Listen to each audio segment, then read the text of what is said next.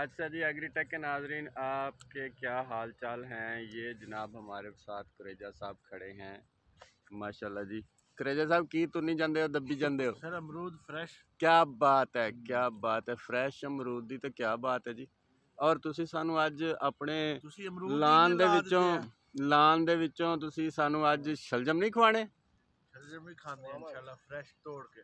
हाँ तो आ जनाबे वाली असी इतने स्पैशल इस वास्ते रुके हैं कि तुहानू एक अंजीर का पौधा होर दिखाना चाह रहे हैं जिन्होंने जनाब फल शल जो बेहतरीन लग्या होया। ये देखो ये ब्लैक कलर दी ये ब्लैक ये होर किस्म की अंजीर है। तो यह देखो ज़रा माशाल्लाह जी इनू काफ़ी सारा फल लग्या होया। तो ये पौधा असी कोई 3 बारी चेंज किया जी जगह यदी कभी उधर पट्टो तो उधर ला लो उधर पट्टो तो उधर ला लो। क्यों मजीद साहब की कहते तुसी? हाँ से बस इंदी अपना किस्मत है बच्चन की हाँ जो भी अब बच गए थे हाँ है ना थे अब असां को अब बचावना चाहते आते थे हाँ हकीकत बिल्कुल बिल्कुल। हाँ जी ਇਹ ਜੀ ਅਸੀਂ 3 ਵਾਰੀ ਅਸਲ ਦੇ ਵਿੱਚ ਸਾਡੇ ਇੱਥੇ ਕੋਈ ਮਜਬੂਰੀ ਕੰਸਟਰਕਸ਼ਨ ਕੋਲੋਂ ਦਾ ਕੰਮ ਵੀ ਹੋ ਰਿਹਾ ਸੀ। ਸਾਨੂੰ ਇਹ ਪੱਟਣਾ ਪਿਆ। ਪਹਿਲਾਂ ਇੱਕ ਜਗ੍ਹਾ ਤੇ ਪੱਟਿਆ, ਫਿਰ ਦੂਸਰੀ ਜਗ੍ਹਾ ਤੇ ਪੱਟਿਆ, ਫਿਰ ਤੀਸਰੀ ਜਗ੍ਹਾ ਤੇ ਪੱਟ ਕੇ ਲਾਇਆ। ਤੀਸਰੀ ਜਗ੍ਹਾ ਤੇ ਲੱਗਿਆ ਹੋਇਆ ਤੇ ਮਾਸ਼ਾਅੱਲਾ ਸਭ ਪੌਦਿਆਂ ਤੋਂ ਜ਼ਿਆਦਾ ਇਹਦੀ ਗਰੋਥ ਹੈ। ਔਰ ਇਹ ਬਿਲਕੁਲ ਛੋਟਾ ਜਿਹਾ ਪੌਦਾ ਹੁੰਦਾ ਸੀ ਸਾਡੇ ਕੋਲ, ਹੁਣ ਬਹੁਤ ਤਕੜਾ ਹੋ ਗਿਆ ਹੈ ਮਾਸ਼ਾਅੱਲਾ। ਉਤੋਂ ਦੀ ਕਟਿੰਗ ਵੀ ਕੀਤੀ ਹੈ, ਇਹ ਤੇ ਜ਼ੋਰ ਬੜਾ ਲਾਇਆ ਮਾਲੀਆਂ ਨੇ। ਔਰ ਜਿਹੜਾ ਹੈਗਾ ਫਲ ਵੀ ਇਹਨੂੰ ਸਾਰਿਆਂ ਤੋਂ ਜ਼ਿਆਦਾ ਲੱਗਾ ਹੈ।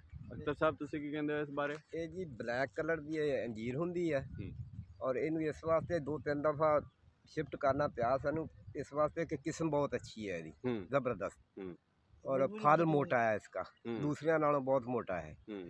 ਇਸ ਵਾਸਤੇ ਇਹਨੂੰ ਬਚਾਇਆ ਔਰ ਕਾਮਯਾਬ ਹੋ ਗਿਆ इंशाअल्लाह। दूसरा नालों ज़्यादा ग्रोथ करेगा और ज़्यादा ये फल देगा। किस्म बहुत अच्छी है। बस ये जी मैं तो एक होर हिसाब लाया कि अंजीर ज़्यादा उत्थे चलता है जिथे ਉਹਦੇ ਆਲੇ ਦੁਆਲੇ ਵੀ ਪੌਦੇ ਹੋਣ ਤੇ ਉਹ ਜ਼ਰਾ ਉਹਨੂੰ ਛਾਂ ਛੂੰ ਵੀ ਥੋੜੀ ਲੱਭਦੀ ਰਵੇ ਤੇ ਮੌਸਮ ਵੀ ਜ਼ਰਾ ਠੰਡਾ ਰਵੇ ਤੇ ਉਹਨੂੰ ਮਤਲਬ ਪਾਣੀ ਦੀ ਜਿਹੜੀ ਕਮੀ ਨਾ ਮਹਿਸੂਸ ਨਾ ਹੋਵੇ। ਜੇ ਤੁਸੀਂ ਉਹਨੂੰ ਬਿਲਕੁਲ ਨੰਗਾ ਪੱਧਰਾ ਲਾ ਦਿਓਗੇ ਨਾ ਕਿ ਇਕੱਲਾ ਪੌਦਾ ਹੈ, ਤੇ ਉਹ ਵੀ ਅਸੀਂ ਤਜਰਬਾ ਕਰਕੇ ਦੇਖਿਆ ਸੀ, ਉਹ ਪੌਦੇ ਸਾਡੇ ਬਹੁਤ ਜ਼ਿਆਦਾ ਟੁਰੇ ਨਹੀਂ ਤੇ ਥੋੜੇ ਕਮਜ਼ੋਰ ਰਹਿ ਗਏ।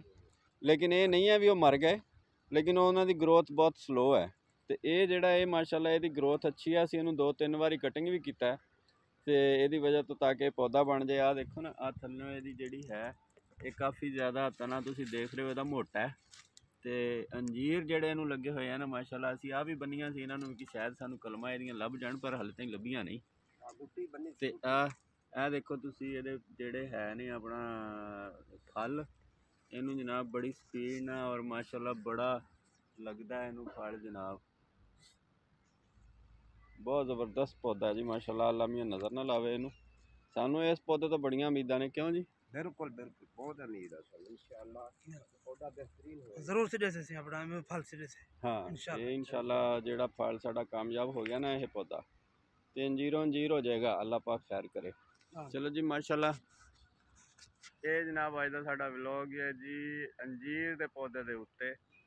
ਤੇ ਤੁਸੀਂ ਦੇਖਿਆ ਕਿ ਕਿਸ ਤਰ੍ਹਾਂ ਇਹ ਪੌਦਾ ਕਾਮਯਾਬ। ਔਰ ਗਰਮੀ ਦੇ ਇਲਾਕੇ ਦੇ ਵਿੱਚ ਮੈਂ ਰੀਮ ਯਾਰ ਖਾਨ ਦੇ ਵਿੱਚ ਹੁੰਦਾ, ਰੀਮ ਯਾਰ ਖਾਨ ਦਾ ਤਲਕ ਹੈ ਤੇ ਰੀਮ ਯਾਰ ਖਾਨ ਦੇ ਵਿੱਚ ਇਹ ਪੌਦਾ ਗਰੋਥ ਕਰਨ ਡਿਆ ਹੈ। ਇਹ ਦਿਖਾਉਣ ਦਾ ਮਤਲਬ ਸਿਰਫ ਇਹ ਹੈ ਕਿ ਅੰਜੀਰ ਜਿਹੜਾ ਉਹ ਰੀਮ ਯਾਰ ਖਾਨ ਦੇ ਵਿੱਚ ਕਾਮਯਾਬ ਹੈ ਤੇ ਤੁਸੀਂ ਲਾਓ ਜਿੰਨਾ ਲਾ ਸਕਦੇ ਹੋ। ਦਰਜਾ ਹਰਾਰਤ 50 ਤੇ ਇੱਥੇ ਜਾਂਦਾ ਹੈ ਯਾਰ ਖਾਨ।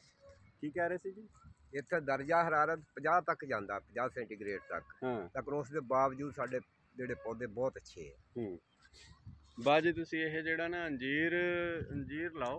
ਅੰਜੀਰ ਜਿਹੜਾ ਉਹ ਰੀਮ ਯਾਰ ਖਾਨ 'ਚ ਕਾਮਯਾਬ ਹੈ ਤੇ ਅੱਲਾ ਖੈਰ ਕਰੇ, ਕਾਮਯਾਬ ਹੀ ਰਹੇਗਾ इंशाअल्लाह। और ਇਹਦਾ कुरान मजीद 'ਚ ਵੀ ਜ਼ਿਕਰ ਹੈ, हर बीमारी वास्ते खाधा जा सकता और शुगर वास्ते और यरकान वास्ते तो अक्सीर चीज़ है।